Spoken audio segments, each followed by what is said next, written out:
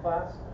Today we're going to have our lesson on congruence and similarity and the sequence that leads to those two things. So congruence, we're going to review here in just a moment, but we want to first see what are our learning goals for the day. Okay. So what we want to be able to do is describe a sequence that results in a congruent shape, and we also want to be able to describe a sequence that results in a similar shape. Okay. So what standards are we going to address? So our first standard, we want to understand that a two-dimensional figure is congruent to another if the second can be obtained from the first by a sequence of rotations, reflections, and translations. Given two congruent figures, we want to be able to describe a sequence that exhibits the congruence between them. So that's our first learning objective. This is just the standard that we're trying to achieve through the book. Okay. So our next standard we're addressing is going to be understand that a two-dimensional figure is similar to another. The second can be obtained from the first by a sequence of rotations, reflections, translations, and dilations. So given two similar two-dimensional figures, describe a sequence that exhibits similarity between them. Okay? So as you can see, these are very similar. Congruence has three types that we're seeing in our standard of transformation, and then our similar has four possible transformations. So the only difference we're seeing right here is our dilation. So we're going to talk about that a little bit here in just a moment. Okay. So how do we get there? How do we meet our goals today? Okay. So first off, everybody's going to have a packet. Okay. I have both one in English and in Spanish, so make sure that you have the one that you're most comfortable with. In here, we're going to be answering a few questions, and we're going to do a hands-on lab here in just a moment. As well as our worksheets, we're going to be in groups of 4. Everybody's been put together by me, assigned ahead of time. So make sure you're staying in your groups. We're not going to be switching around today. Also, every person is going to have their own vocabulary sheet. So vocabulary sheet's already filled in. This is just a refresher. You can look at it, see your vocabulary. If we're using a word that you're not familiar with, or you just want to reaffirm what you thought you knew, you can check here. It's got the terms and the definition. I also have it in Spanish on the same sheet. So if you're looking for the vocabulary in Spanish, it's right next to the English one. So you're welcome to use those and cross-reference if you need to, if you see a word up here you're not sure about. Okay. So with that, and with your worksheet, make sure that you're going along. Everybody's going to fill out their own today. So make sure that you're going through and answering these questions together. Okay. So our goals that we want to meet, we have to answer these specific questions here. So we're going to review what are congruent figures. Okay. We're going to talk about those in just a moment. Review what are similar figures. And then we have to be able to answer what sequence of transformation allow a shape to stay congruent, and what sequence of transformations can result in a similar shape. So we saw that a little bit already with just our standards, but we'll go into it a little bit more in depth here shortly. Okay, so reviewing, what is congruence? Okay, so that's when two or more figures are the same shape and size. So think like if they have side lengths, areas, perimeters, those are going to be the same on our triangles or our quadrilaterals, any of our regular sided shapes here. Okay, so that is going to be the same for those.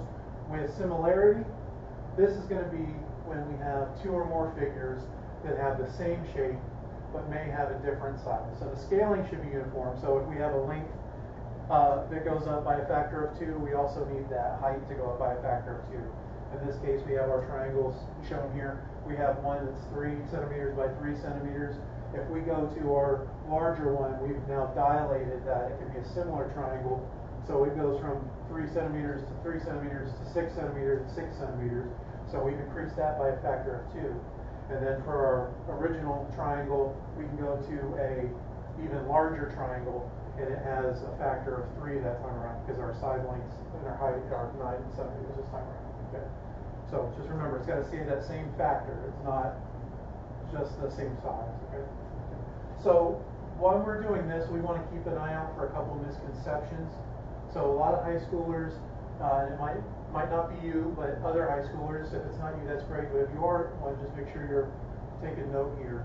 Okay, so common misconceptions, the same shape means that it's going to be congruent. So just because we had a triangle before doesn't mean it was congruent, right? If we were dilating and increasing those side lengths by the same factor, that means that it's now a similar triangle. It's no longer congruent because the sides aren't the same length. Okay, so congruent is the opposite of similar. Okay, they're not going to be considered opposites. So we can have a congruent triangle that's also similar. Okay, so if it's similar in the fact that if it's a different triangle and it has the same sides, we can say that we've increased the factor by 1. It can still be considered a dilation, but that doesn't mean that it's not going to be similar still. Okay, so congruent can be similar, so they're not going to be opposites of each other. Okay, dilations only in large figures. This is another misconception. So in our examples, we just thought about factors of 2 or 3, right? We just enlarged it. But you could also take that triangle that was 3 by 3, and we could reduce it by a factor of 1/3, and we can make it 1 centimeter by 1 centimeter. So we can make those dilations go both ways. So if it's less than 1, we're just making the dilation make a smaller new image. And our pre-image, if we made it larger than 1, that's where we get a larger image, our pre-image. Okay. Another misconception, our order of transformations doesn't matter in the sequence. Okay, so when we're building our sequence, that's just going to be the steps it takes to go from our pre-image to our image. So that sequence, it could be 1 transformation long, or it could be several transformations long. But if it's several transformations long, we got to make sure we're doing them in the right order so that we end up with our points where we want them to be. And you'll see that, how that can affect in the hands-on part here in just a moment. Okay. So in our assigned groups here, we're going to go and take your posters. So everybody's going to have a poster. In our poster, we have 3 triangles that are here. Okay. So we have a triangle ABC, which is our pre-image. We have the image of that triangle, which is A prime, B prime, C prime, and it has the coordinates with that as well. And then we have another image, our second image, or our double prime ABC, and it also has our coordinates here. So what we're going to do, everybody's going to get a triangle. Every group is going to get a triangle that's congruent to our first triangle. What we're going to do is we're going to take our triangle, and as a group, we're going to figure out, do we have to rotate? Do we have to flip? Do we have to slide and translate it? Do we have to dilate it? We're going to figure out what transformations do we have to make our triangle do to match the triangle that we're trying to pair up here, okay? So for our first one, we're going to figure out what transformations and what sequence of those transformations does it take to get from our pre-image to our image ABC. Okay, so we want to figure out where are we reflecting or rotating. If we have a center of rotation, we want to include that in our sequence. If we have a line of reflection, we want to include that. If we have a center of dilation, we want to include where is that point, where is that center. So make sure that you're looking for all of these different functions, our transformations, and make sure that they're being recorded in the correct sequence to get them there. Okay. So as a group, you'll plan through that. You'll move your triangle around, and we're going to see what we can come up with. Okay. So I'm going to give your groups a few minutes to work on this. Once we get through this, we'll move on to our next problem here.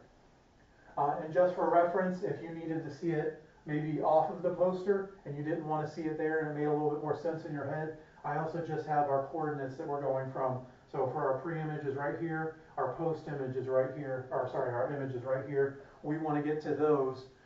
So if you do better with just the coordinates, that gives you another option, another opportunity to look at those without seeing the triangles if that gets you confused, okay? So see if you can do the math. If it were a reflection, maybe you can find the midpoint, so you can find that reflection of our axis of reflection, or line of reflection. So maybe look for that. If there's a rotation, if it fits in our formulas, maybe see if the y and the x might be flipped a certain way to go to a different quadrant. So make sure we're taking a look for those. If you have any questions, please don't be hesitant to ask. I'll be making sure to walk around and go over it with you guys as we're doing it.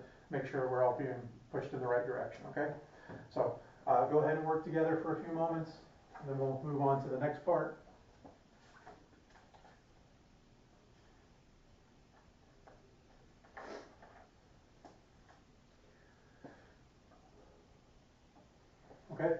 So for our next part here, we are going to look, be sure to record those on your transformations on your worksheet. Everybody has their own, so make sure even if you're working together, you're putting it down in your own words in your own transformation sequence, okay?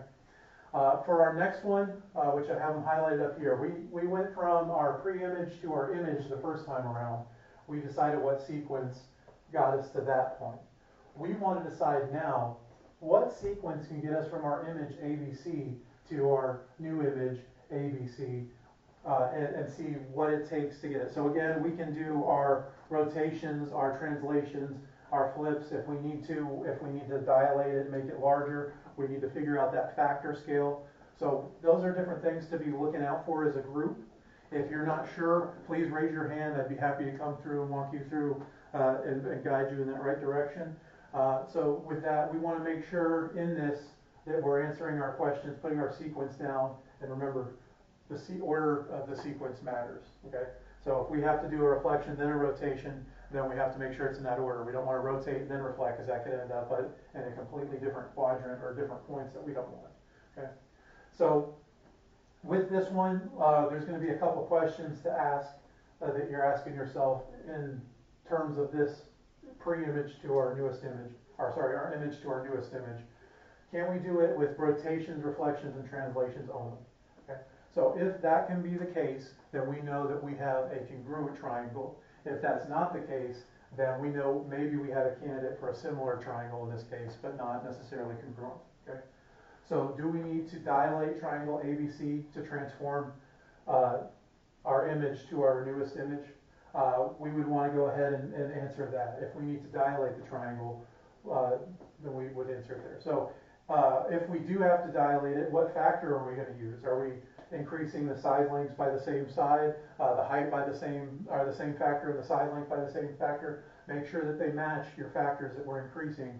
If not, then it's not going to be a true dilation. It might have something different, not a similar or congruent triangle.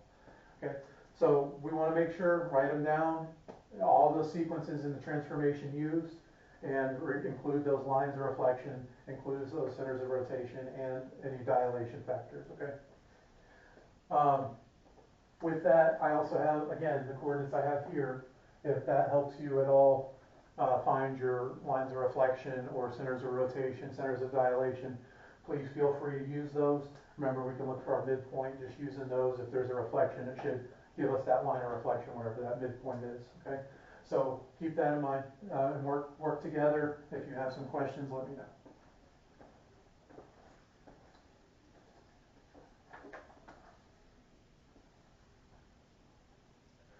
Okay, so as a debrief here, I want to go over a couple things. So from triangle ABC to triangle ABC prime, our image, did we end up with a sequence so that the triangle ABC prime is congruent? Okay, so is it congruent? Yes, our pre-image to our first image was congruent. They were the exact same side length, same heights. Our hypotenuses were the same length. Are they similar? Yes, again, they're also similar because we could have added another part of the sequence where we dilated it by a factor of 1. So we could say it's similar as well. We would just want to include that in our sequence if we were specifically being asked that, and then put a center, which could have been any of our points if we're doing the same factor of 1. Okay, so from triangle ABC prime, so our image, our first image, to our second image, our double prime ABC, did we end up with a sequence so that the triangle ABC double prime is congruent? Okay. So as you can see here, our triangle did not end up as congruent, because you can see it's twice as long on our width, our x-axis units, and then our height, as long as we're making sure not to turn it and rotate it, right? So we have double here, and then if we flip it here, it's also 2. So it went it went up by a factor of 2, and that can be our factor of dilation.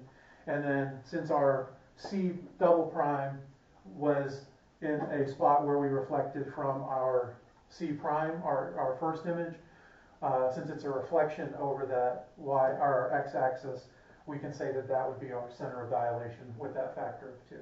Okay. So can a triangle be similar and not congruent? I think that we've answered that one with just this last one, right? So our larger triangle was not congruent because it was larger, so it was similar because it had the same factor enlargement, but it wasn't congruent.